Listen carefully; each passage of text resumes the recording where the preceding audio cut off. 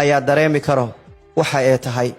inta badan waxaa jiro dad ehelkooda walaalahooda aanan u roonayn, laakiin dadka bannaanka ah u roon iyagoo istustus iyo waxa lagaaga sheego u raadinayo. waqtiga aad buu u socday, runtii sanadba xanuun ayaan dareemayay.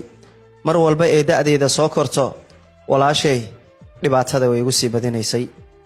runtii waxaa la noolaa 6 sano, da'deedu waxay gaartay 15 jir.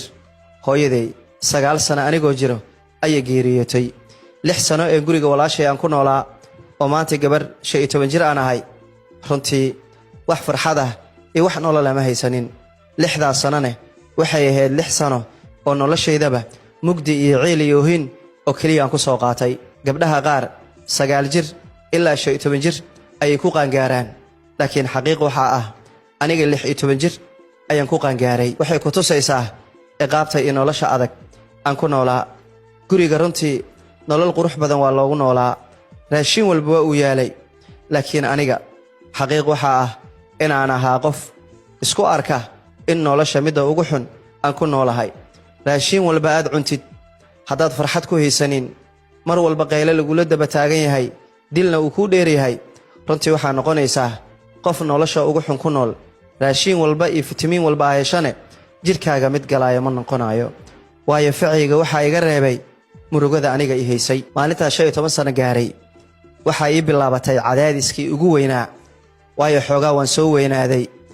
waxyaabaha qaarne waxaan isku dayayay inaan walaashay dhaho abbaayo waxaan iga daa, laakiin mar walba aan waxaan rabin u sheegto ciqaabta way igu badanaysay. 16 sano ayaan ku qaangaaray. 16 jirkaygii maalin waxay ahayd aan u arkayay maalinta noloshayda igu murugada badan, laakiin maalintaa waxaan ogaaday maalinta aan murugada ka baxayay anigoo kushiinka ku jiro ayay ii wacday walaashay. waxay igu dhahday waxaan rabaa in noloshaada aan wax badan ka bedelo, adiguna wax badan aa iska beddesho. aad baan u farxay markii hore. waxaan u malaynayay in culayska dhibaatada inay iga dayn doonto, walaashaydane ilaahay xaqa uu tusay. waxaan ku dhahay abbaayo maxay yihiin? waxay igu dhahday waxaa tahay gabar qaangaar ah, waxaan rabaa inaan mustaqbali nolol kuu suubiyo. aad baan u naxay, waan murugooday. waxaan dhahay culayskii, cadaadiskii, dilkii maantay ma nin ayay kuu wadaa? waxaan u arkayay maalintaa inay tahay murugadii aan soo maray middii ugu darnayd ee aniga i kori doonto, laakiin ma ogeyn wax walba inay isbeddeli doonto.